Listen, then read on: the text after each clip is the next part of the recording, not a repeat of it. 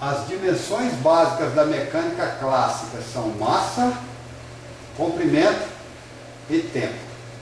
A dimensão massa é representada pela letra M maiúsculo, a dimensão comprimento representada por um L maiúsculo e a dimensão tempo representada por um T maiúsculo. A unidade do Sistema Internacional para a massa é o quilograma, a unidade do Sistema Internacional para o comprimento é o metro, e a unidade para a dimensão tempo do Sistema Internacional é o segundo.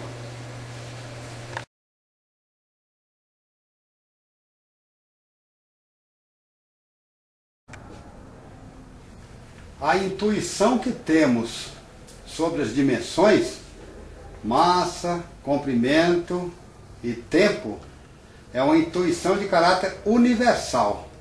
A intuição que temos sobre a dimensão massa aqui no Brasil é a mesma que tem os ingleses, que tem os australianos, que tem os japoneses. Agora, as unidades que se utiliza para poder medir cada uma das dimensões variam ao longo da história e variam também de cultura para cultura. Para a dimensão massa, adota-se no Sistema Internacional a unidade quilograma. Um submúltiplo dessa unidade é o grama, 1/1000 do quilograma. Um múltiplo dessa unidade de massa pode ser a tonelada. Para a dimensão comprimento, o Sistema Internacional adota a unidade metro. Um submúltiplo do metro, o milímetro, 1/1000 do metro. Um submúltiplo do metro, o centímetro, 1/100º do metro. Um múltiplo do metro, o quilômetro, equivalente a 1000 metros. Para a dimensão tempo, o Sistema Internacional adota como unidade o segundo. Tem-se o minuto como um múltiplo, equivalente a 60 segundos. Tem como múltiplo a hora, equivalente a 3.600 segundos.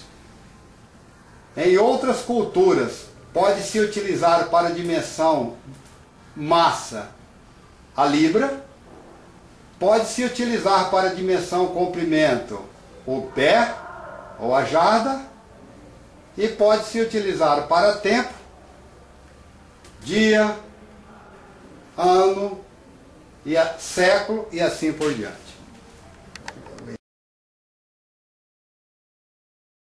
Meu caro Manuel, quando a gente estava falando sobre dimensões básicas do Sistema Internacional, nós começamos a nos referir à dimensão massa, depois falamos sobre a dimensão comprimento e nos referimos também à dimensão tempo.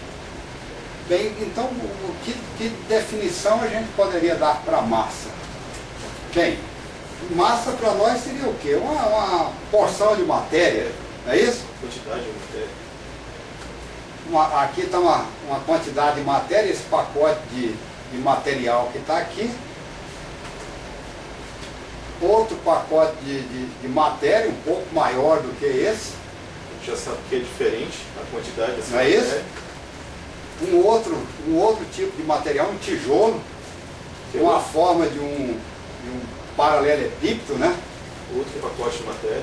Tem um comprimento, tem uma largura, tem uma espessura.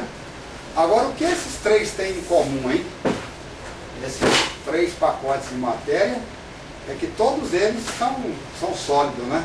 São sólidos. Bem, esse óleo que está dentro desse vidro, esse material amarelado, também é uma porção de matéria, né? Então a gente pode se referir à massa do óleo. Pode. Porque ele é feito uma Perfeitamente. massa. E como esse pode ter a água que se encontra dentro de uma lagoa, pode ter a água contida nos oceanos do nosso planeta, tudo isso é uma quantidade de matéria, né? A água que você bebe, o refrigerante que você bebe. Aqui ela se apresenta no estado sólido, aqui ela se apresenta no estado líquido, e nós podemos ter um outro exemplo. Aqui tem uma seringa, podemos dar uma esvaziada nessa seringa, podemos encher essa seringa. O material que está aqui dentro também é massa, só que é massa de ar. de ar. Está no estado sólido, está no estado líquido. Fechei com o dedo a extremidade, podemos inclusive comprimir esse material que se encontra aí dentro, e ele responde, né? Aplicamos uma compressão nele e ele responde. Isso aqui dentro tem um material no estado gasoso. Bem, então a massa é uma porção de matéria. E para poder quantificar essa dimensão massa, que nós já tínhamos dito que no sistema internacional é utilizado a unidade quilograma, nós precisamos de ter um determinado padrão, né? O padrão para medir massa poderia ser esse tijolo. Bem, mas tem um problema que esse tijolo cai no chão e quebra, ou ele pode se desgastar, né? Vai perdendo matéria. Poderia ser uma barra de aço. Poderia. Mas a barra de aço oxida com o tempo, né? Também perde matéria. Então a gente precisa, para poder estabelecer o que é o quilograma, utilizar um material nobre, e aqueles estudantes que estiverem interessados podem depois dirigir-se ao nosso blog, e estaremos fornecendo o endereço dele dentro em breve, para saber mais detalhes como é que se estabeleceu o padrão de massa chamado de 1 kg. Bem, esse que está aqui, esse tijolo, para poder saber qual é a massa dele, o instrumento que a gente utiliza que tem de vários tipos. As balanças mais simples, né? Balança de comparação, a balança de braço, né? E essa balança que está aqui é uma balança eletrônica. Então, para poder saber qual é a quantidade de matéria que tem nessa porção de massa, nessa porção de matéria, vamos lá na balança. E essa balança eletrônica está nos informando que essa porção de matéria tem quanto, Manuel? Aproximadamente 1,5 kg. 1,5 kg. E é o que nós já grifamos aqui, tá? Essa outra porção de matéria também sólida, podemos levá-la na balança, meio quilo. Essa um pouco maior, podemos ir lá na balança, e a balança está indicando para nós que ela tem 1 kg.